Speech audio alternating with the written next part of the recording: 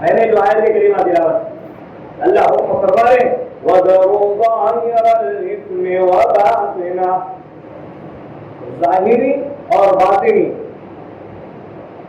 تمام گناہوں کو چھوڑ دو. یہ اللہ کا حکم ہے، آرڈر ہے. کسی اسکول کے پرنسپل کو آرڈر نہیں ہے،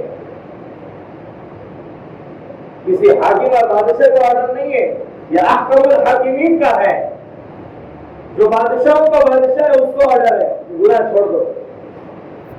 مطلب یہ ہوا کہ بندو جیسے میں نے اس آیت میں خلاصہ کیا ہوں وَمَا خَلَقْتُ الْجِنَّ وَالْإِنسَ إِلَّا لِيَعْبُدُونَ، کہ میں نے انسان اور جنات کو محض اپنی عبادت کے لیے، اپنی تعریف کے لیے پیدا کیا ہے. تو اس کی وضاحت اس آیت سے کی. عبادت کرو، گناہ مت کرو. گناہ کرنا یہ عبادت کرنے کی ضد ہے. گناہ عبادت کی ضد ہے. آپ کی ضد پانی ہے، آپ کی ضد پانی ہے. تو اسی طریقے سے گناہ کی ضد عبادت ہے، عبادت کی ضد گناہ ہے. جب تم عبادت کرو مطلب یہ ہو گیا کہ گناہ چھوڑ دو. اب ظاہری گناہ بھی چھوڑ دو، باطنی گناہ بھی چھوڑ دو. ظاہری گناہ جو ہم روزمرہ کوئی نہ کوئی گناہ کر رہے ہیں، کسی کی غیبت ہو رہی ہے، کسی کی چغلخوری ہو رہی ہے، کسی کو برا بھلا کہہ رہے ہیں، نہ جانے گانے بول رہے ہیں، اور نہ جانے کتنے کتنے گناہ کر لیتے ہیں جو حقوق اللہ سے تعلق رکھتے ہیں، کچھ حقوق العباد سے تعلق رکھتے ہیں. کوئی گناہ ایسا ہے جو اللہ سے تعلق رکھتا ہے، کوئی گناہ ایسا ہے جو بندے سے تعلق رکھتا ہے. اللہ سے گناہ کا تعلق ہو تو اللہ تبارک و تعالیٰ بندے کو توبہ کرتے فوراً معاف کرنے کی طاقت رکھتے ہیں. لیکن کوئی گناہ ایسا ہو جو بندے کے حقوق کے مطابق ہے، جب تک وہ بندہ نہ معاف کرے، جب تک وہ بندہ معاف نہ کرے اللہ بھی معاف نہیں کرے گے. اللہ بھی معاف نہیں کریں گے.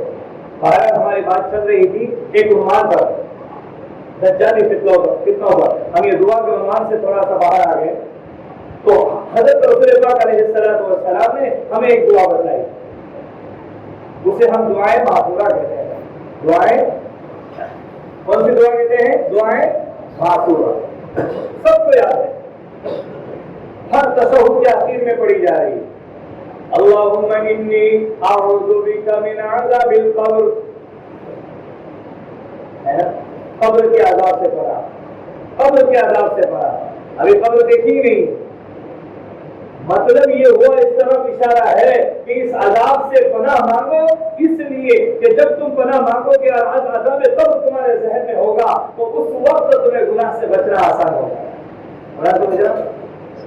تب عذاب کا تصور ہی نہیں، عذاب کا خیال ہی نہیں. دنیا بھر کے عذابات چل رہے ہیں لیکن کوئی احساس نہیں.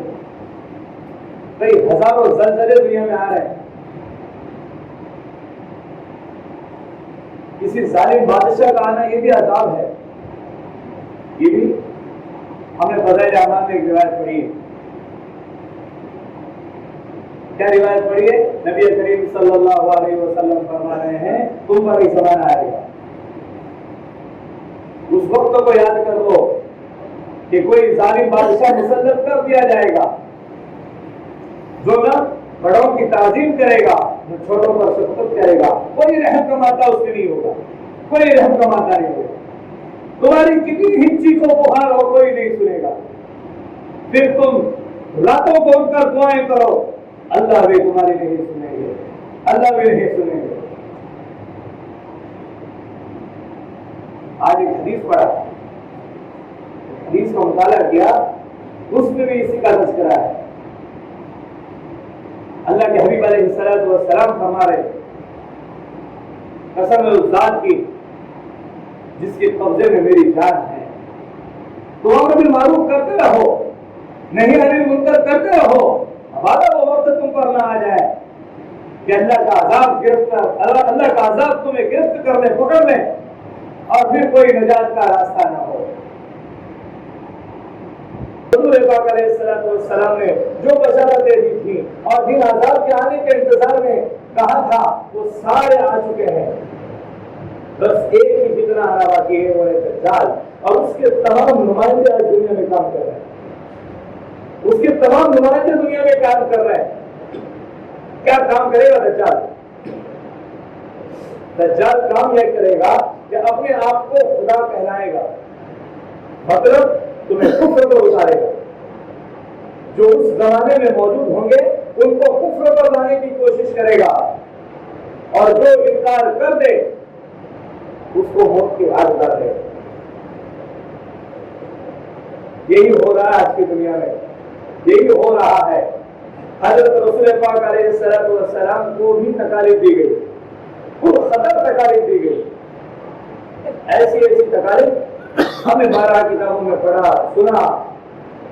ایمان والا ہونے کی وجہ سے، ایمان والا ہونے کی وجہ سے، ایمان کی دعوت دینے کی وجہ سے، نبی بن کر آئے اس وجہ سے ہمیں آپ کو بھی ستایا جائے گا، تمام تکالیف سے گزارا جائے گا. ہمارے اپنے ایمان کو مضبوط بنانے کی ضرورت ہے. آج سارے احتجاجات ہم کر رہے ہیں، ہر جگہ کر رہے ہیں، ملک کے کونے کونے کے اندر یہ ساری آوازیں اٹھ رہی ہے، لیکن حکومت اپنے موقف پر اٹل ہے، ذرا بھی پیچھے ہٹنے کے لیے تیار نہیں ہے. میں آپ سبوں کو یہ پیغام دینا چاہتا ہوں. آج صبح کسی عالم دین سے میری فون پر گفتگو ہوئی، ان کو کہا کہ آج کے جمعے کے بیان میں یہ پیغام دے دو لوگوں کو کہ جتنے آپ آندولن کر رہے ہیں یہ سارے فیل ہو رہے ہیں، اس لیے کہ اصل آندولن ہم نے چھوڑ دیا ہے، وہ ہے مسجد بھرو آندولن. اللہ کے گھر کو ہم نے چھوڑ دیا ہے، راتوں کو اٹھ کر مانگنا چھوڑ دیا ہے. وہ کہاں ہماری آنکھیں چلی گئی؟ ہم وہی ہیں جن کے تذکرے پہلے لوگ کیا کرتے تھے، اور جن کے جہاد کے تذکرے لوگ کیا کرتے تھے، جن کا نام سن کر لوگ کانپ اٹھتے تھے اور ان کے پیروں سے زمین سرک جاتی تھی. آج کیا ہو گیا ہے کہ ہم اتنے نعرے لگا رہے ہیں، اتنی آوازیں بلند کر رہے ہیں، لیکن ان کے کانوں پر جو بھی نہیں رہی. اس کی اصل وجہ یہ ہے، پہلے زمانے میں حضرت صحابہ کی تاریخ کو اٹھا کر دیکھ لیجیے، ان کے بعد کے زمانے کو دیکھ لیجیے، سعد بن ابی وقاص کا زمانہ اٹھا کر دیکھ لیجیے. جب بھی اسلام کو مغلوب کرنے کے لیے لوگوں نے آواز اٹھائی ہے، انہوں نے دن بھر ان سے لڑا ہے، لیکن راتوں میں اٹھ کر اپنے آواز سے کہیے مجھے، میں آپ کی زبان میں سننا چاہتا ہوں. راتوں میں اٹھ کر نہیں بولیے کیا ہوا، کچھ معلوم بھی ہے، سب جان رہے ہیں، لیکن بولنے کی طاقت نہیں ہوتا ہے. راتوں میں اٹھ کر اللہ کے سامنے اس کی شکایت کی ہے. سارے معاملات کر رہے ہیں، لیکن میری ایک ہی گزارش ہے کہ آج ہی سے یہاں عہد کر لیں. ابھی جمعہ میں کتنا مجمع ہے؟ عصر میں بھی اتنا رہے گا، کہو انشاءاللہ. مغرب میں بھی اتنا رہے گا، عشاء میں بھی اتنا رہے گا، اور فجر میں تو اس سے زیادہ رہے گا انشاءاللہ.